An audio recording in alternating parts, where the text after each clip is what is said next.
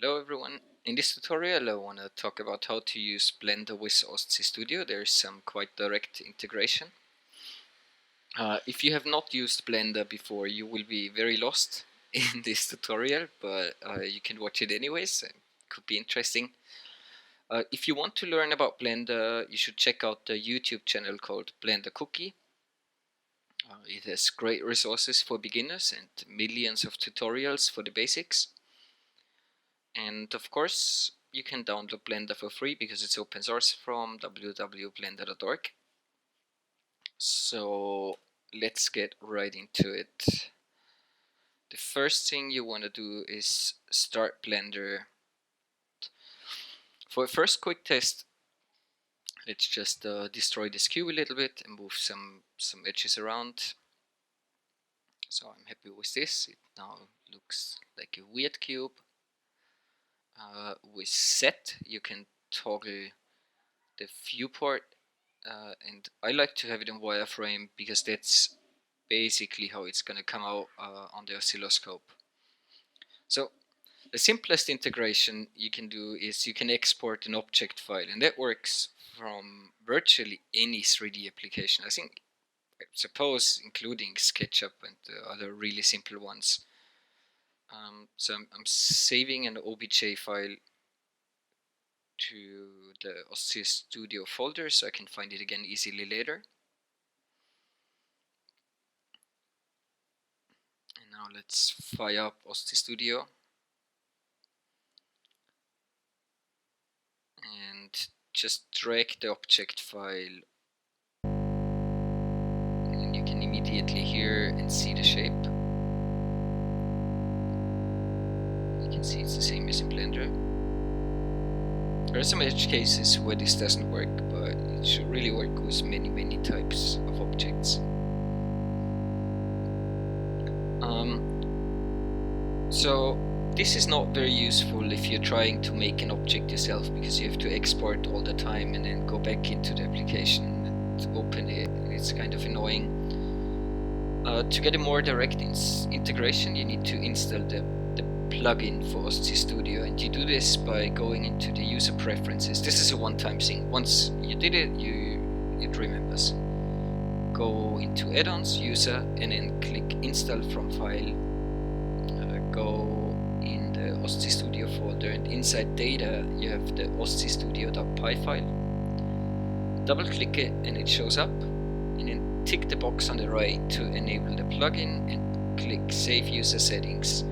And this will make Blender remember. Now each time you create a new file, you have the Osci Studio plugin active, and it's in the object panel on the very right bottom.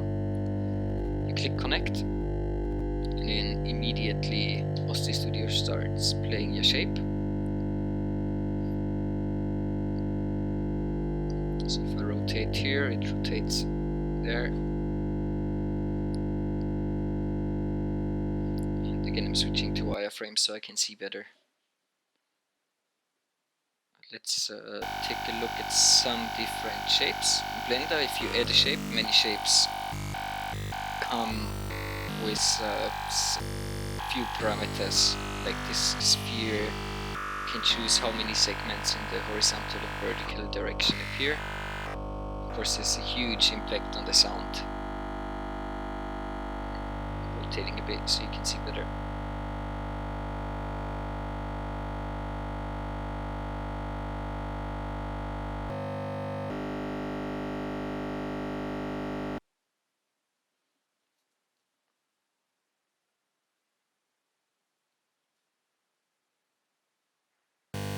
So that's it, the monkey, my favorite demo model in Blender. It has some problems in the model, so I go into edit mode, remove the duplicate vertices, and then go into the object modifiers panel. Because the object is so detailed, it doesn't really sound too nice, it's too complex, and I'm using the Decimate Blender plugin to reduce the triangle count to something more reasonable.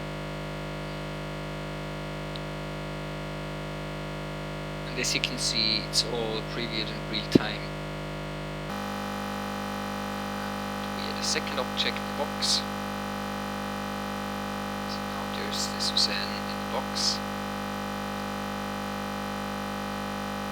And if you press N anywhere in Blender, you get this side panel with detailed object settings, and there's some more Osci Studio settings hidden. You can move objects between the groups. So now you see I have the cube on group 3 and Suzanne, the monkey head, on group 2.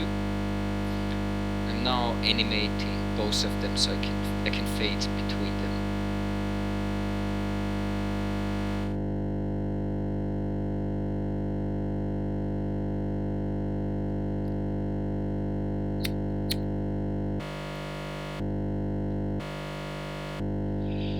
So this is what it would sound like with a sharp switching or a nice blend.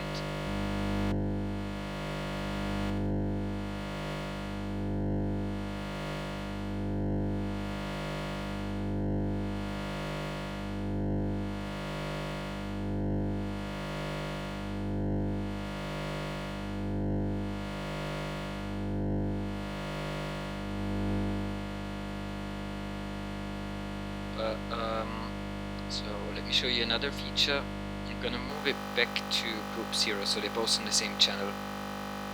And in the Osci Studio params you can give a name, and I mean, I'm not showing this, but feel free to use the same name for multiple objects, then they will be grouped. So now you can see the sliders for the names appear, and you can select how visible the objects are.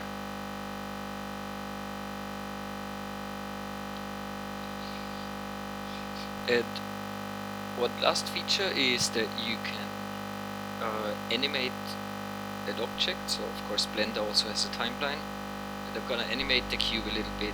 Oh, actually I'm gonna animate the monkey a bit so it floats up and down. And once this is done, pressing E on the timeline later to trim the timeline to the length I need, and then go back to the render settings panel where the Osci Studio plugin is hiding, and it transfers the entire animation over into Osci Studio. This has the advantage that you can then work with the animation in a very fluid way and jump back and forward in the timeline as you wish, without sending data back and forth, so it's much faster.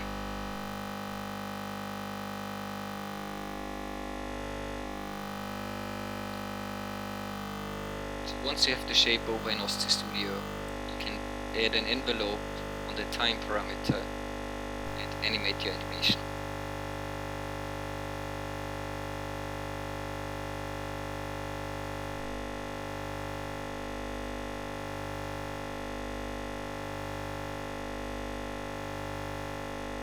Let's some more animation.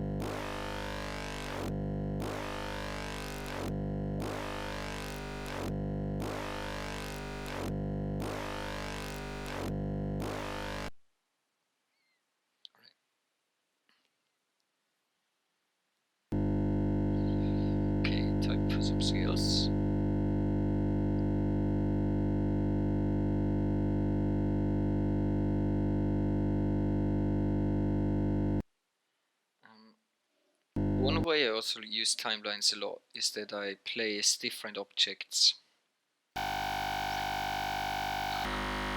enable only one object per frame. So you can see I'm animating the eye here, so that at one time is only one object visible. Let me add a third one.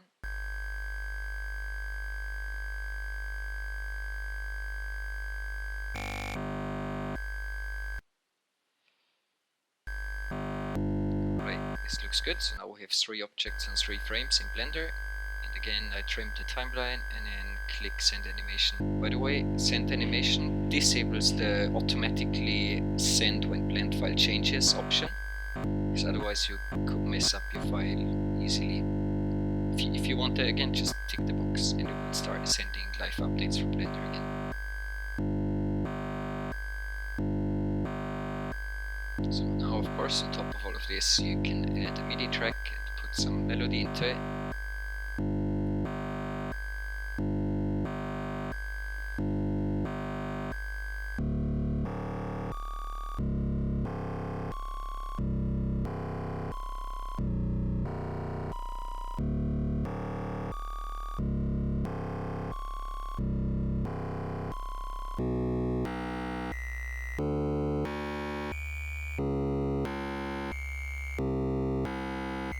Not sure why I did this when recording this video, but I'm also matching the BPM to increment a bit time.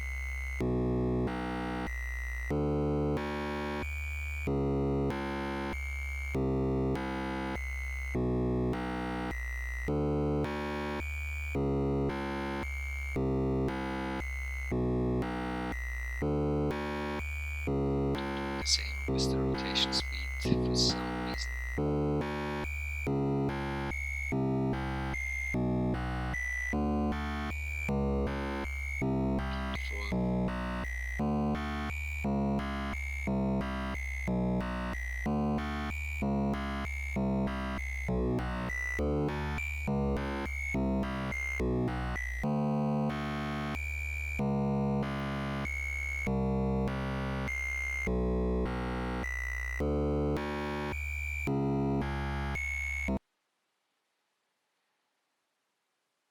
Right. For the final demo, I want to show you like the. Oh, actually no.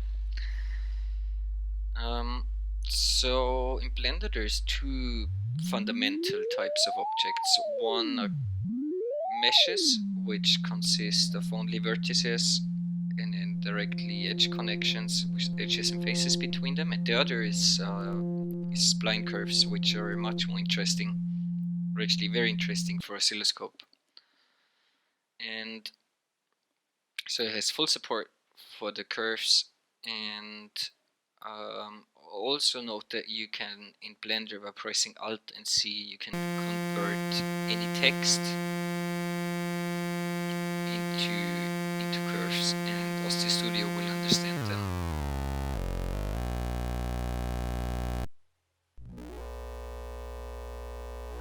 Usually what I do, but I'm not gonna show it now because it's too much work, is that I will edit this text and connect the letters so it's one long stroke instead of one curve per segment.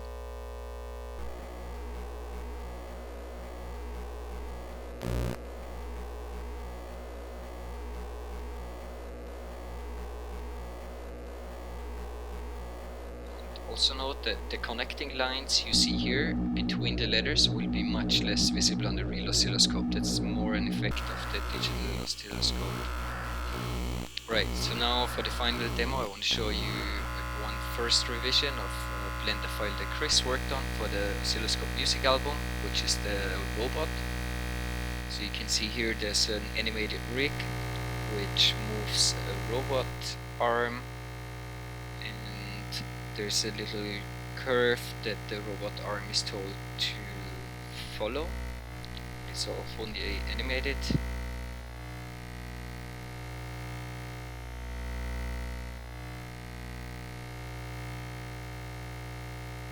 So now again, let's send over the animation.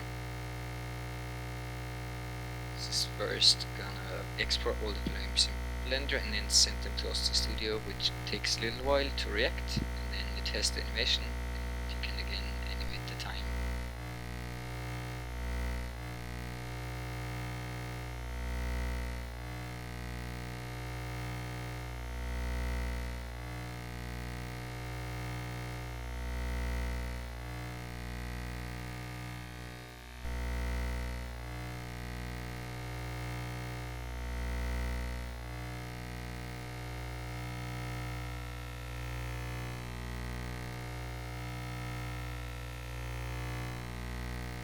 Right, I think that's basically it with the video. I'm just gonna mess with the sliders a little bit. If there's any question, post them into the comments. I'll answer.